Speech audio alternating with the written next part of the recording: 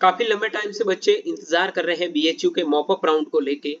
आज वो फाइनली आपका इंतजार खत्म हो चुका है और बीएचयू का मॉपअप राउंड का काउंसलिंग है वो स्टार्ट हो चुका है। Good evening everybody, welcome back on your YouTube channel Asian group of agriculture. आज के इस वीडियो में हम बात करेंगे बीएचयू का जो मॉपअप राउंड है इसमें कितनी सीटें वैकेंट है, कौन कौन से बच्चे इसमें पार्टिसिपेट कर सकते हैं, क्या पूरा प्रोसेस है, इस वीडियो में अच्छे से समझेंगे। अगर आपका बीएचयू में मतलब थोड़े कम मार्क्स थे, सिलेक्शन नहीं हुआ है, किसी कारणवश रह गए हैं, पहले काउंसलिंग नहीं करवाई है, तो भी आप काउंसलिंग में पार्टिसिपेट कर सकते हैं। इस वीडियो में हम पूरे रूल्स एंड रेगुलेशन समझेंगे। So myself Mai Chaudhary, student of Banaras Hindu university.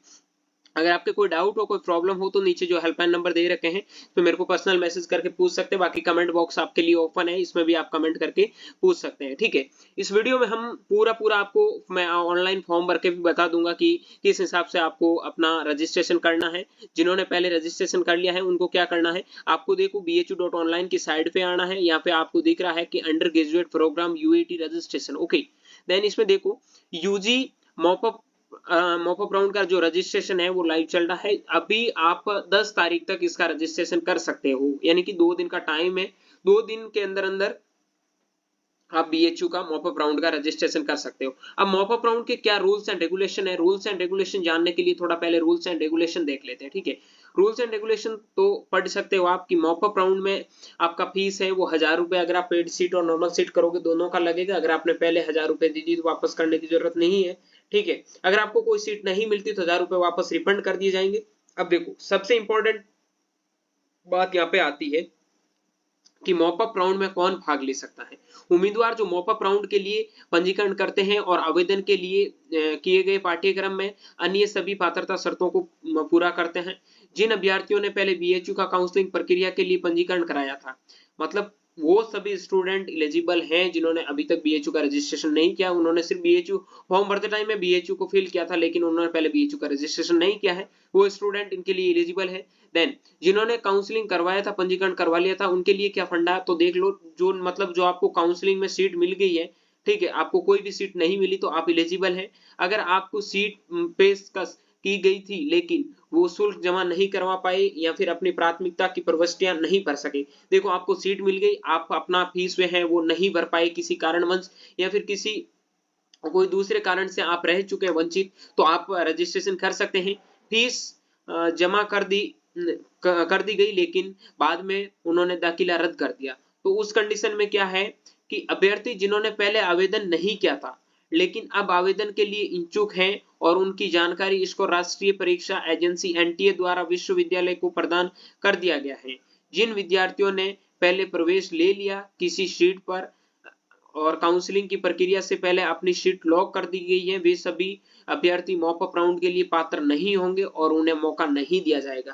कहने का मतलब ये है कि आपने पहले कोई, मान लो आपको बीएचयू का सीट मिल गया, आपने एक्सेप्ट कर लिया, अब आप वापस मॉपअप राउंड का काउंसलिंग करवाना चाहते हैं तो उस कंडीशन में आप हैं वो एलिजिबल नहीं है। बाकी ये रूल्स एंड रेगुलेशन है वो आप खुद से अपने आप पढ़ सकते हैं। ठीक है, ये आप साइट से डाउनलोड कर लो। बाकी व्हाट्सएप ग्रुप और टेलीग्राम ग्रुप का लिंक है डिस्क्रिप्शन बॉक्स में मेंशन कर रहा हूं, वहां ज्वाइन कर लेना, वहां आपको ये पीडीएफ है वो सारी मिल जाएगी। ठीक है, देन हम बात करते हैं मॉपअप राउंड में किस कोर्स में कितनी वैकेंट सीटें हैं। तो अगर आपका जो भी कोर्स है, अगर आप वैकेंट सीट जानना चाहते हैं तो देख सकते हैं सभी कोर्स के लिए यहाँ पर वैकेंट सीट है वो आपको बता रखी है कि इस कोर्स में इतनी और कैटेगरी, किस कैटेगरी में कितनी सीटें वैकेंट है। तो ये सारी चीजें हैं वो मैं आपको टेलीग्राम ग्रुप पे प्रोवाइड करवा दूंगा, वहां आप ज्वाइन हो जाना, लिंक है वो डिस्क्रिप्शन बॉक्स में मेंशन है। ओके, ये चीजें आप देख लेना, मैं सबका अलग अलग नहीं बताऊंगा वरना वीडियो बहुत लंबा हो जाएगा। ओके, अब हम बात कर लेते हैं कि भाई रजिस्ट्रेशन कैसे होगा। तो यहाँ पर एक देखो ऑप्शन आ रहा है कि यूजी मॉपअप राउंड रजिस्ट्रेशन। तो मॉपअप राउंड के रजिस्ट्रेशन के लिए कौन कौन से बच्चे एलिजिबल है वो मैंने बता दिया। जिन्होंने रजिस्ट्रेशन नहीं करवाया है वो बच्चे भी एलिजिबल है। ठीक है, आपको जाना है यूजी मॉपअप राउंड के रजिस्ट्रेशन पे।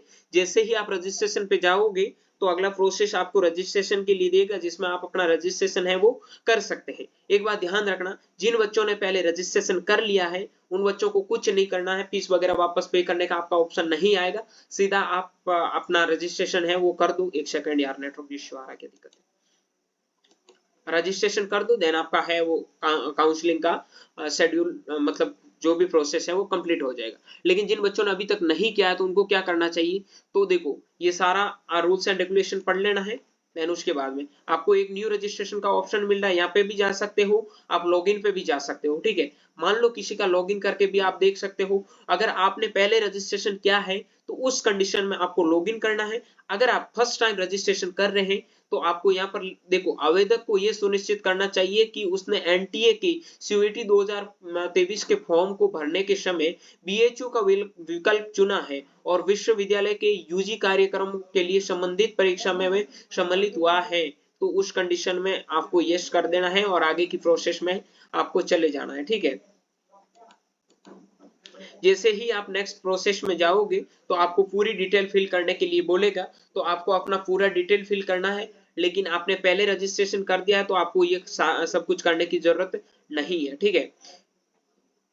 ये आपको करके आगे सबमिट करके भर देना है। अब आपको रजिस्ट्रेशन कैसे करना है, क्या करना, क्या प्रोसेस है, ऑलरेडी मैंने वीडियो डाल रखा है, उसको मैं वापस नहीं बताऊंगा। उस वीडियो का लिंक है वो डिस्क्रिप्शन बॉक्स में मेंशन कर रहा हूं, वहां जाके आपको काउंसलिंग कैसे करना वो पूरा प्रोसेस है वो आप वहां से समझ सकते हैं। लेकिन जिन बच्चों ने पहले रजिस्ट्रेशन कर दिया है उनको कुछ नहीं करना, यहाँ पर लॉगिन पे जाना है, अपना ईमेल और पासवर्ड डालना है, ठीक है। ईमेल पासवर्ड डालने के तुरंत बाद में आपके साथ में जो ऑप्शन आ जाएगा उसको फिलअप करो और अगले प्रोसेस में चले जाओ, आपका सीट है वो लॉक हो जाएगा, ठीक, मतलब सीट लॉक, क्या बोल रहा हूं मैं, सीट लॉक नहीं, आपका रजिस्ट्रेशन का प्रोसेस है वो कंप्लीट हो जाएगा, ठीक है। ये थी इंफॉर्मेशन जो मैंने पूरी अच्छे से समझा दी। वीडियो पसंद आए तो लाइक करें, अपने सभी दोस्तों तक शेयर जरूर करें, ताकि बीएचयू में वो भी अगर इंटरेस्टेड है तो उनको भी एडमिशन मिल सके। मिलता हूं किसी नए वीडियो में, तब तक के लिए स्वस्थ रहे, मस्त रहे, देखते रहिए एसएल ग्रुप ऑफ एग्रीकल्चर का यूट्यूब चैनल माई चौधरी बीएचयू के साथ। Thank you very much.